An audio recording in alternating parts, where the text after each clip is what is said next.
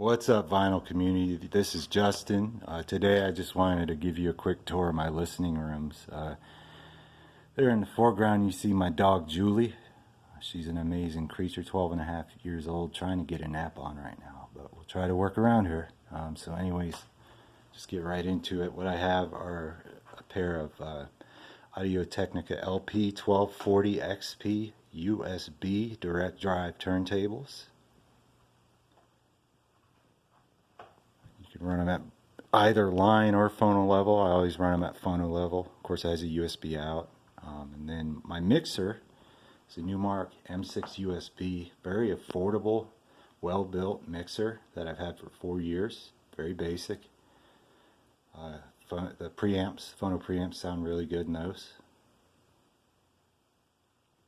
So my system that I listen with at home, I've got a Realistic STA 2600 receiver amp, gifted to me. It was probably made in late 70s, early 80s. It was in mint condition when it was gifted to me. Above that, a tape player that doesn't see much use. And I'm running everything through a pair of Bose 301 speakers, which I have a history with these, having had them for a long time. My first pair, and always liked them. I thought they sounded really good. I replaced the stock woofers with a pair of 8-inch Dayton Audio replacements, 8 ohm. And Dayton Audio is based out of Dayton, Ohio.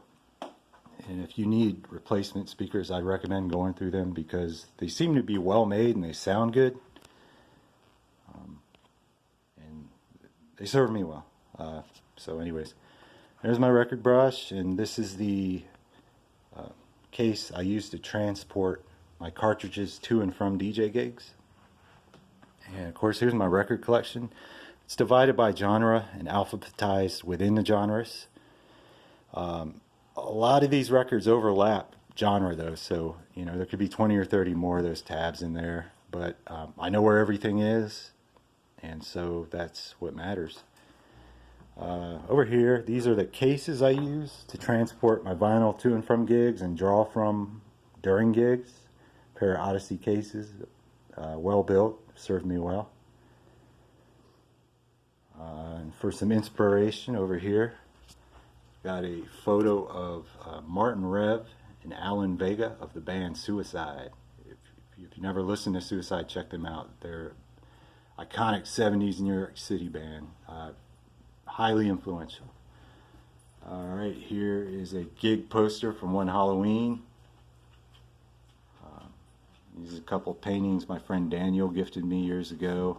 This is one of my favorite pieces. We picked it up in a burrito restaurant.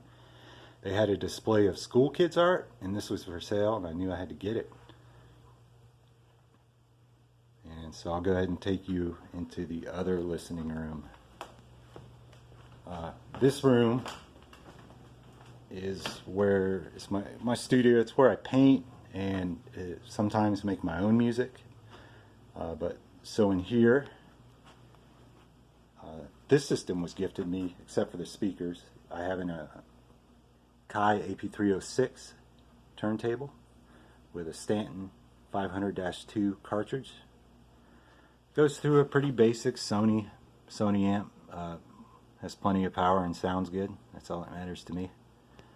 Again, with the Bose 301s, this is the first pair I ever had. These have been everywhere with me for the past 20 years.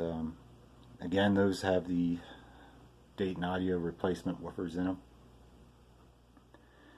Below that, this is the case I transport my mixer in and cables in. It keeps everything nice and organized and compact in one little place.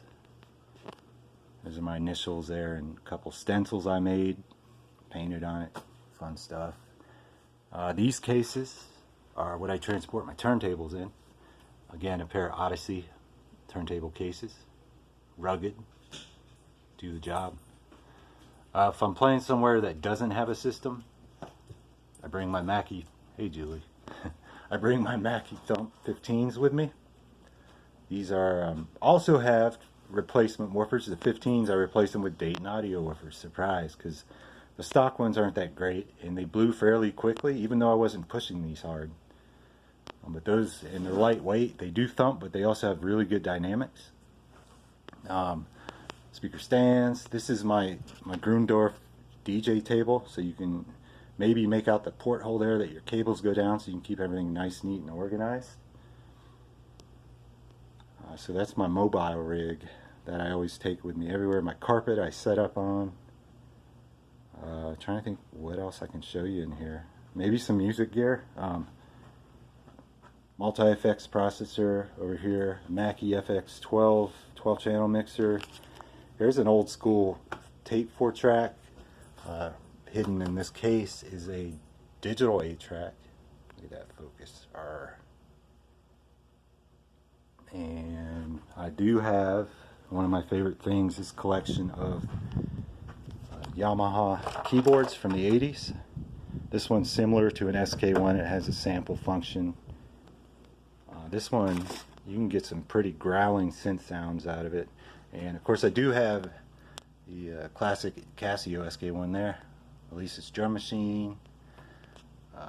This is called a World Radio, and you can just turn that on, dump it into some effects, and mix into your sound with it, and get all kinds of crazy sounding radio stations, which is a lot of fun. Taco elephant. So, pardon the lights there. Hope I didn't blind you. I guess that's going to be all for now. I hope all of you have a good Labor Day weekend. Play plenty of records, hang out with your loved ones, enjoy it, and happy spinning.